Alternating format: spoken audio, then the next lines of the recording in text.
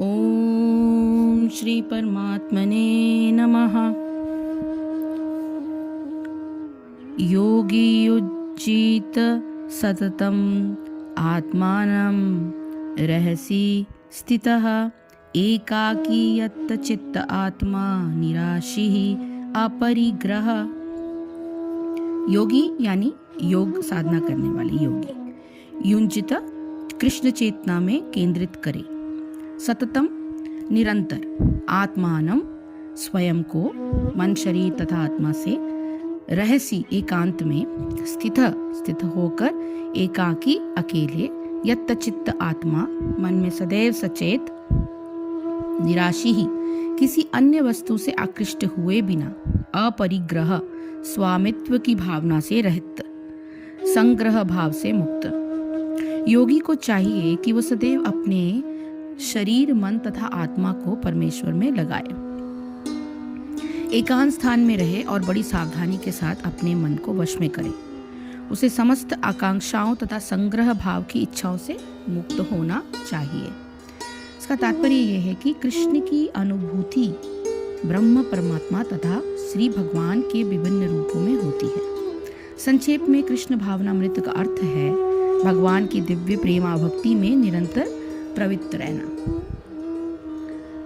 किंतु जो लोग निराकार ब्रह्म अथवा अंतर्यामी परमात्मा के प्रति आसक्त होते हैं वे भी आंशिक रूप से कृष्ण भावना भावित हैं, क्योंकि निराकार ब्रह्म कृष्ण की आध्यात्मिक किरण है और परमात्मा कृष्ण का सर्वव्यापी आंशिक विस्तार होता है। इस प्रकार निर्विशेषवादी तथा ध्यान योगी भी अपरोक्ष रूप से कृष्ण भावना भावित होते हैं। प्रत्यक्ष कृष्ण भावना भावित व्यक्ति सर्वोच्च योगी होता है, क्योंकि ऐसा भक्त जानता है कि ब्रह्म और परमात्मा क्या है। उसका परम सत्य विषय ज्ञान पूर्वक होता है, जबकि निर्विशेषवादी तथा ध्यान योगी अपूर्ण रूप से कृष्ण भावना भावित होते हैं। इतने पर भी इन सबों को अपने अपने कार्यों में निरंतर लगे रहने का आदेश दिया जाता है, जिससे वे देर सवेर परम सिद्धि प्राप्त कर सके।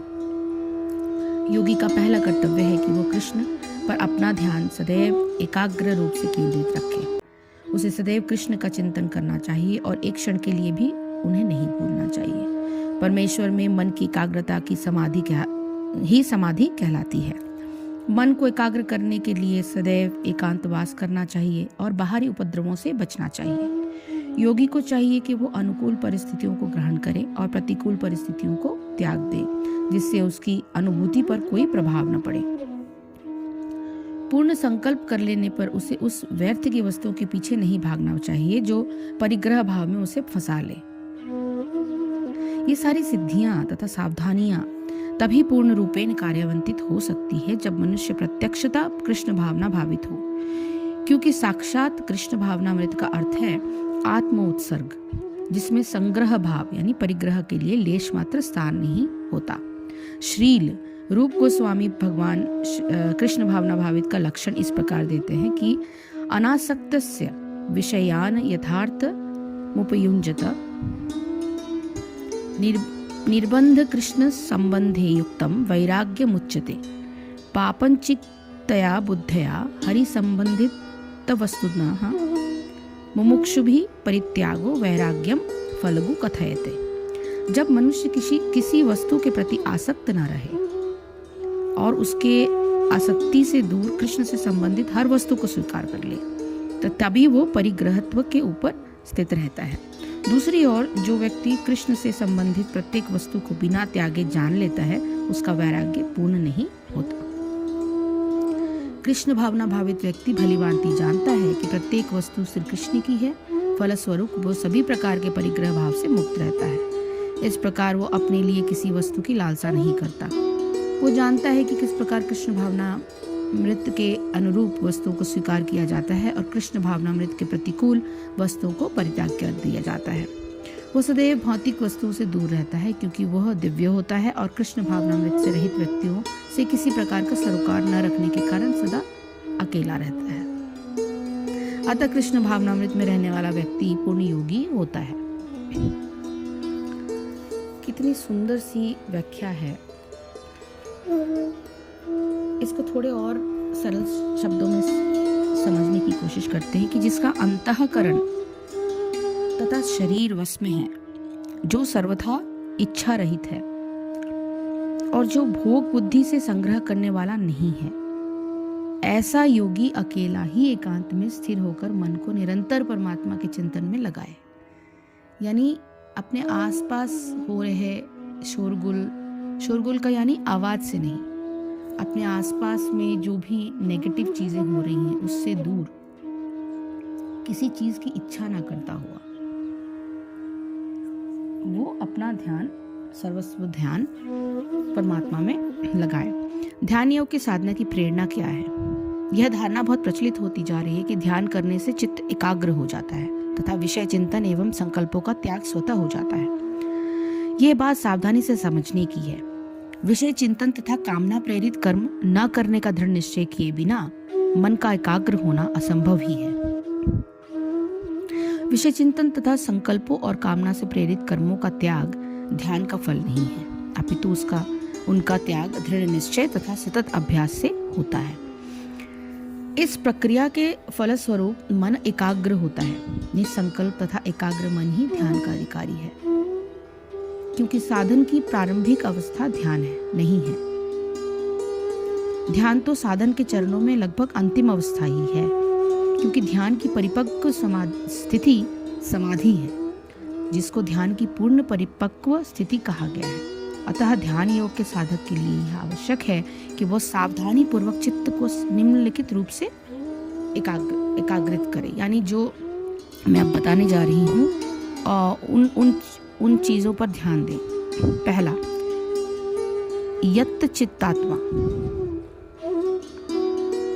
साधक को अंतःकरण सहित शरीर को वश में रखना आवश्यक है। इनको वश में करने का उपाय यह है कि आसक्ति से अर्थात सुख की आशा से किसी भी नए कर्म का सूत्रपात न करें। कोई भी चीज जो सुख लाएगी उसके लिए कोई नया चीज शुरू करने की जरूरत नहीं। सुख की आशा से किसी कर्म को करने के फलस्वरूप मन की प्रवृत्ति कर्म का परिणाम प्राप्त होने पर उसका भोग करने में, शरीर को आराम देने में और मन से भोगों के चिंतन में हो जाती है। ये सब चित्त की एकाग्रता को भंग करने वाले तत्व है। अतः इस श्लोक में सर्वप्रथम साधक को यत् चित्तात्मा होने की प्रेरणा की गई है। निराशी। दूसरा, निराशी। भोगों के चिंतन से मन में उनसे सुख प्राप्त होने की आशा का उदय होता है। अतः किसी भी सांसारिक भोग से सुख प्राप्त होने की आशा से साधक का मन विचलित हो जाता है। अतः इस श्लोकों में साधक की निराशी होने को कहा गया है। कर्म करने में आशावान होना है। कर्म करने में आशावान होना एक बात है और किसी से सुख की आशा रखना दूसरी। आशावान व्यक्ति उत्साही होता है और आशा रखने वाला व्यक्ति तनाव से ग्रस्त होता है। यहाँ ये याद रखना चाहिए कि परमात्मा से एक ही भाव हो जाने पर मनुष्य को जीवन निर्वाह के सभी भोग उसी प्रकार प्राप्त हो जाते हैं जैसे गेहूं बोने से गेहूं तो प्राप्त होता ही है, पशुओं के लिए भूसा भी प्राप्त हो जाता है। उसके लिए अलग से भूसा नहीं बोना पड़ता, क्योंकि भूसा बोने से तो कुछ भी हाथ नहीं लगेगा। तीसरा, अपरिग्रह। अपने लिए सुख बुद्धि से कुछ भी संग्रह करना परिग्रह कहलाता है। अपने सुख के लिए भोगों का और उनके संग्रह करने का भाव यदि मन में रहे तो मन उनकी ओर आकर्षित रहता है और ध्यान में स्थिर नहीं रह पाता। ध्यान योग के साधक को यह सोचकर निश्चित हो जाना चाहिए कि परमात्मा से एक ही भाव हो जाने पर साधक को आवश्यक वस्तुओं के प्राप्त होने की व्यवस्था प्रकृति स्वयं करती रहती है। प्रारब्ध द्वारा प्राप्त किसी भी परिस्थिति के निर्वाह के लिए कर्तव्य कर देने से साधक की सारी आवश्यकताएं पूरी हो जाती हैं। चौथा, एकाकी। ध्यान योग का साधन करने के लिए किसी अन्य व्यक्ति की सहायता किंचित भी आवश्यक नहीं, अपितु उसमें बाधक है। साधक को यह साधन अकेले ही करना है, अतः उसके एकांकी होने के लिए इस श्लोक में निर्देश दिया गया है। पांचवा, रहसी। ध्यान योग के साधक के लिए एकांत में रहना आवश्यक है। एकांत के लिए वन या नदी के किनारे का वह स्थल उपयुक्त है जहां अन्य किसी का आना जाना ना हो। निवास स्थान के एक कमरे में रहना भी उपयुक्त है, किंतु वह कमरा केवल ध्यान के लिए उपयोग में आना चाहिए और उसके आसपास किसी का आना जाना नहीं होना चाहिए। निवास स्थान में सबसे ऊपर अथवा भूमिगत स्थान उपयुक्त होता है, जहां अन्य लोगों के उतरने चढ़ने की सीढ़ियां समीप में न हो। अतः इस श्लोक में रहस्य शब्द का उपयोग किया गया है। इन सब आवश्यकताओं को सावधानी पूर्वक पूरा करके इस श्लोक में भगवान योगी को सतत मात्मानम युज्जित होने का निर्देश देते हैं। इसका अर्थ यह है कि इन सब आवश्यकताओं की पूर्ति के बाद साधक केवल भगवान का चिंतन निरंतर करने के लिए कटिबद्ध हो जाए। ध्यान के समय तो भगवान का चिंतन करना अनिवार्य है ही, व्यवहार काल में भी साधक के चिंतन में भगवान ही रहने चाहिए। कर्म अथवा कर्मफल के चिंतन का सर्वथा त्याग हो जाना चाहिए। कर्म के प्रति कम से कम चेष्टा होनी चाहिए। भगवान में मन न लगने का कारण यह है कि साधक संसार से सुख प्राप्ति का संबंध भी जोड़े रहता है और संसार से ये संबंध रखते हुए ही भगवान का ध्यान करने की चेष्टा करता है। इस प्रकार से ध्यान करना सर्वथा निरर्थक है। ध्यान उसी का होता है जिसके प्रति मन में प्रियता होती है। उदाहरणार्थ, माता को अपना शिशु प्रिय होता है, उसे सारे कार्य करते हुए भी ध्यान शिशु का ही होता है। मन से तो संसार का चिंतन हो और ध्यान हो जाए, भगवान का यह तो दुराशा मात्र है।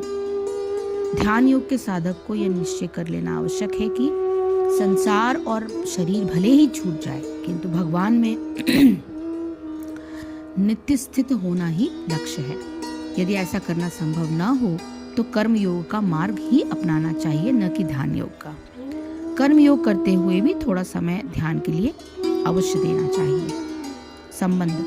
अब आगे के 3 श्लोकों में ध्यान योग के साधन के चरण क्या क्या हैं उसके क्रम के अनुसार भगवान बताते हुए आगे के श्लोकों का वर्णन करेंगे। हरिओम तत्सत, हरिओम तत्सत, हरिओम तत्सत। जय श्री कृष्ण, जय गुरुदेव।